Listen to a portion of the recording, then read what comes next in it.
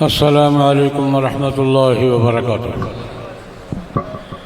الحمد للہ رب العالمین والصلاة والسلام علی سید الرسل وخاتم النبیین وعلی آلہ واصحابہ واتباعہ اجمعین، اما بعد۔ قائد احرار حضرت مولانا سید محمد کفیل شاہ صاحب بخاری، محترم رہنما جناب ڈاکٹر فریح احمد پراجہ صاحب، محترم حاجی خواجہ عبداللطیف خالد کیما صاحب اور دیگر تمام معزز شرکائے محفل، مجلس اعلیٰ اسلام کا اس حوالے سے ہمیشہ شکر گزار رہتا ہوں کہ مجھے میرا بچپن یاد کرا دیتے ہیں۔ آج بھی بچپن کی یاد میں نے یہ کرتا پہنا ہے۔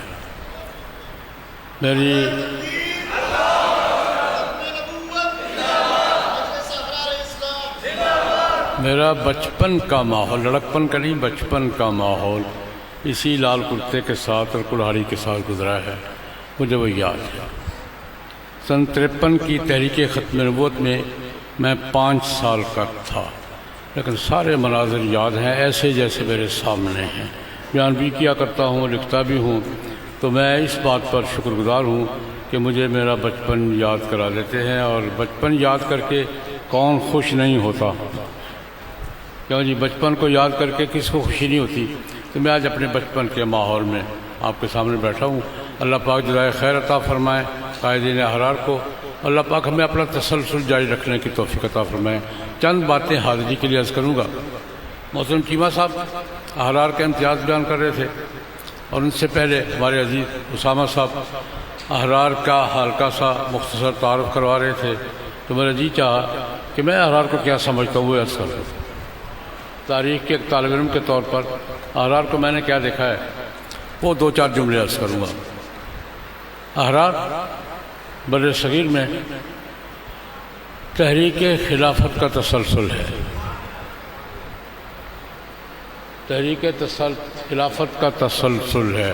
مولانا محمد علی جوہر، شیخ الہند مولانا محمد حسن، مولانا حبیب الرحمن بلی شاہ صاحب اسی تحریک کے سامنے آئے تھے۔ یہ تسلسل ہے تحریک خلافت کا، اور جس میں خلافت کے تحفظ کے لیے اور پھر حکومت الہیہ کے نام سے خلافت کے قیام کے لیے، حکومت الہیہ احرار کا نعرہ تھا۔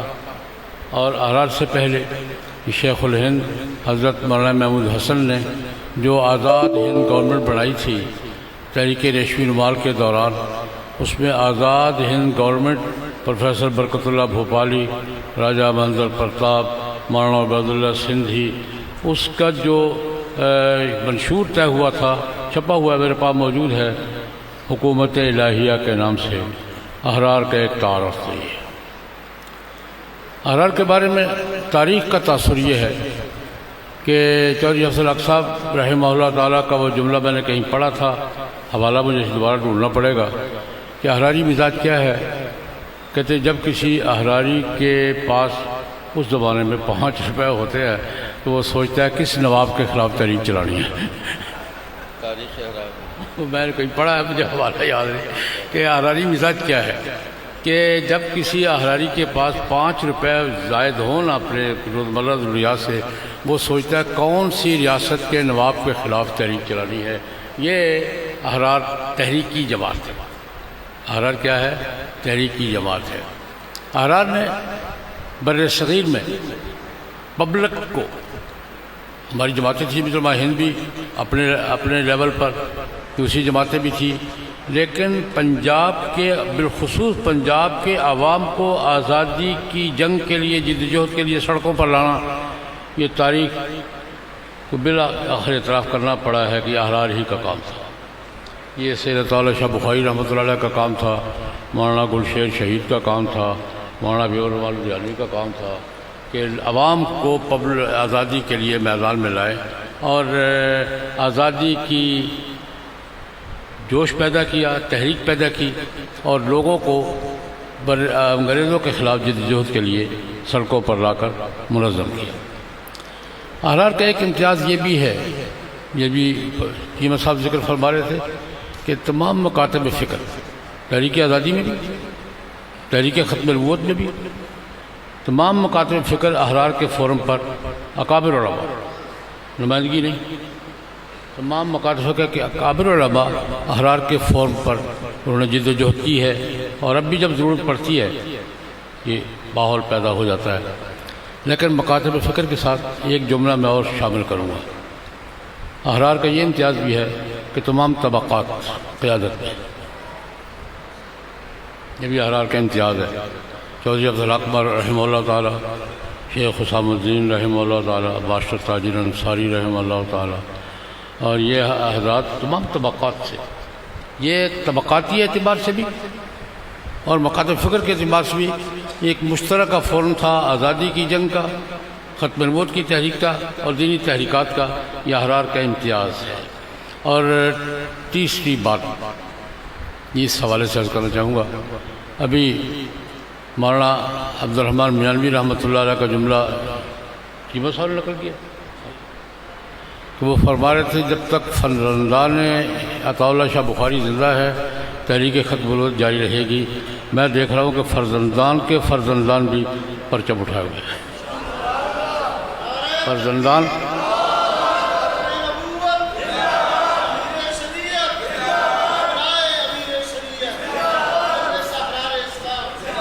فرزندان گرامی کے ساتھ وہ دنیا سے چلے گئے، میرا ہر ایک کے ساتھ نیاز مندی کا تعلق رہا ہے۔ حضرت سید ابو ذر بخاری رحمۃ اللہ علیہ کے ساتھ، حضرت مولانا سید المحسن شاہ صاحب رحمۃ اللہ علیہ کے ساتھ، حضرت مولانا سید المومن شاہ صاحب رحمۃ اللہ علیہ کے ساتھ، حضرت مولانا سید المہمن شاہ صاحب رحمۃ اللہ علیہ۔ فرزندان تو اپنا دور گزار گئے، اب تیسری نسل نے پرچم سنبھالا ہوا ہے، اور انشاءاللہ یہ نسل در نسل پرچم منتقل ہوگا، پرچم بھی منتقل ہوگا، کرتا بھی منتقل ہوگا، تحریر اور جد و جہد بھی منتقل ہوگی، مشن بھی منتقل ہوگی۔ یہ تسلسل جو ہے استقامت، الاستقامت و فوق الکرامہ، الاستقامت یہ کرامت سے اوپر کی چیز ہوتی ہے، تسلسل قائم رکھنا۔ اور مجھے خوشی ہو رہی ہے کہ احرار کے رہنماؤں کی شاہ جی کی تیسری نسل کو احرار کی اور جد و جہد کی قیادت کرتے ہوئے دیکھ رہا ہوں۔ اللہ پاک درجات بلند سے بلند تلفائم بزرگوں کے اور اس تسلسل کو ہمیشہ قائم رکھنے کی توفیق عطا فرمائے۔ مسائل کے حوالے سے 3 مسئلوں پر عرض کرنا چاہوں گا۔ ایک تو ناموس رسالت ختم نبوت سے متعلق بین الاقوامی سطح پر ہمیں جو صورتحال درپیش ہے، بین الاقوامی سطح پر ہمیں جو صورتحال درپیش ہے اور جس طرف ہماری توجہ نہیں ہے، وہ یہ ہے کہ بین الاقوامی لابیاں، سیکولر قوتیں، بین الاقوامی ادارے 2 باتوں پر توجہ دیے ہوئے ہیں، توجہ نہیں پورا دباؤ ڈالے ہوئے ہیں۔ ایک یہ کہ قادیانیوں کے خلاف پاکستان کی پارلیمنٹ نے جو فیصلہ کیا تھا اور دستور کا جو حصہ ہے وہ سو یا واپس لیا جائے یا بے اثر کر دیا جائے۔ بین الاقوامی حلقوں کا مطالبہ ہم سے یہ ہے۔ اور دوسری بات، حضرت انبیاء کرام علیہم الصلوات و تسلیمات کی عزت و ناموس کے حوالے سے پاکستانی پارلیمنٹ نے جو قانون پاس کیا ہوا ہے، جو دستور کا حصہ ہے کہ انبیاء کرام علیہم الصلوات و تسلیمات کی توہین جرم ہے، اس کی سزا کیا ہے؟ موت ہے، وہ واپس لیا جائے۔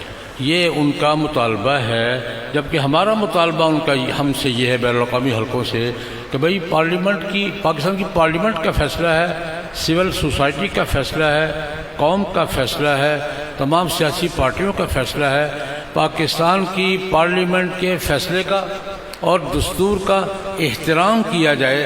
اگر امریکہ کی عدالت کے فیصلے کا اور برطانیہ کی پارلیمنٹ کے فیصلے کا احترام ہوتا ہے تو پاکستان کی عدالت کے فیصلے کا احترام کیوں نہیں ہو رہا؟ احترام کیا جائے، اس کے تقاضے پورے کیے جائیں۔ لیکن اس کے ساتھ میں ایک بات شامل کروں گا، ہمیں عالمی ماحول میں تو مسئلہ درپیش ہے ناموس رسالت کے حوالے سے۔ ان کا مطالبہ یہ ہے کہ ہم ناموس رسالت کے تحفظ کا قانون ختم کریں۔ ہمارا مطالبہ یہ ہے کہ تم بین الاقوامی ماحول میں توہین رسالت کو جرم تسلیم کرو۔ وہ جرم تسلیم نہیں کر رہے۔ ہمارا ان سے مطالبہ یہ ہے کہ توہین رسالت کو بین الاقوامی قانون میں جرم تسلیم کیا جائے اور اس کے مطابق معاملات کو ڈیل کیا جائے۔ اور ان کا تقاضا یہ ہے کہ ہمارے ہاں جو ناموس رسالت کے تحفظ کا قانون ہے اور ختم نبوت کے تحفظ کے جو قوانین ہیں یہ قوانین یا واپس لیے جائیں یا بے اثر کر دیے. اس کے لیے وقتاً فوقتاً 8 5 7 10 سال کے بعد کوئی نہ کوئی حرکت ہوتی ہے، پھر آپ لوگ میدان میں آتے ہیں. وہی صورتحال تقریباً ہمیں ملک کے اندر حضرات صحابہ اکرام کے ناموس کے حوالے سے درپیش. بین الاقوامی ماحول میں توہین کو حق تسلیم کروانے کی کوشش ہو رہی ہے. کیا آزادی رائے نہیں؟ ہم کہتے ہیں توہین ہے، وہ کہتے ہیں آزادی رائے ہے. انبیاء کرام کی توہین جرم ہے، ناقابل برداشت جرم ہے، وہ کہتے ہیں آزادی رائے ہے. وہی صورتحال ہمیں پاکستان میں حضرات صحابہ کرام، حضرات اہل بیت اعظام رضوان اللہ علیہ مجمعین کے حوالے سے ہم کہتے ہیں جرم ہے. قانون بھی کہتا ہے جرم ہے. اس جرم کو اس کے لیول کے مطابق تسلیم کیا جائے، اس لیول کے مطابق سزا دی جائے. لیکن یہاں یہ کہا نہیں یہ آزادی رائے کے خلاف ہے، یہ مذہبی آزادی کے خلاف ہے. بالکل وہی صورتحال جو عالمی سطح پر ناموس رسالت کے حوالے سے پیش ہے، وہی صورتحال ملک کے اندر ہمیں ناموس صحابہ کے حوالے سے پیش ہے. یہ ہمارے سامنے ہے. اور وقتاً فوقتاً حضرات صحابہ کرام رضوان اللہ علیہ مجمعین کی اہانت کے جو واقعات ہوتے ہیں، بھی حیدرآباد میں کل پرسوں جو واقعہ شرمناک واقعہ ہوا ہے، یہ میں عرض کرنا چاہتا ہوں. ہمیں اس پر منظم جدوجہد کرنا ہوگی. وہ تو نہیں کریں گے.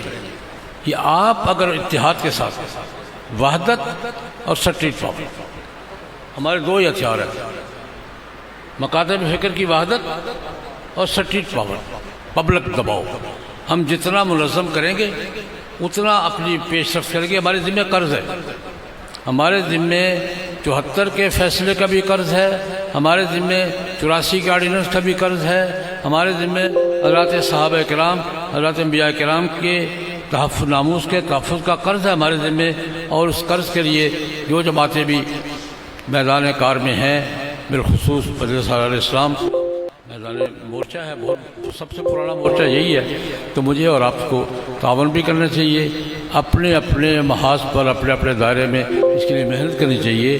ہم اپنا قرض ادا کر کے جائیں گے تو نئی نسل کسی مناسب ماحول میں، ورنہ نئی نسل کو گمراہ کرنے کے لیے، بے راہ رو کرنے کے لیے، مرتد بنانے کے لیے، ملحد بنانے کے لیے ہمارے تعلیمی اداروں میں اور میڈیا مراکز میں جو کچھ ہو رہا ہے سمجھدار لوگوں سے مخفی نہیں. ہمارے ذمہ قرض ہے. اللہ تبارک و تعالی ہمارے ان قائدین کو اپنے فرائض میں پیش رفت نصیب فرمائے اپنے اقدامات میں، اور ہمیں ان کے ساتھ مکمل بھرپور تعاون کی توفیق عطا فرمائے. اللہم صلی علی سیدنا محمد النبی.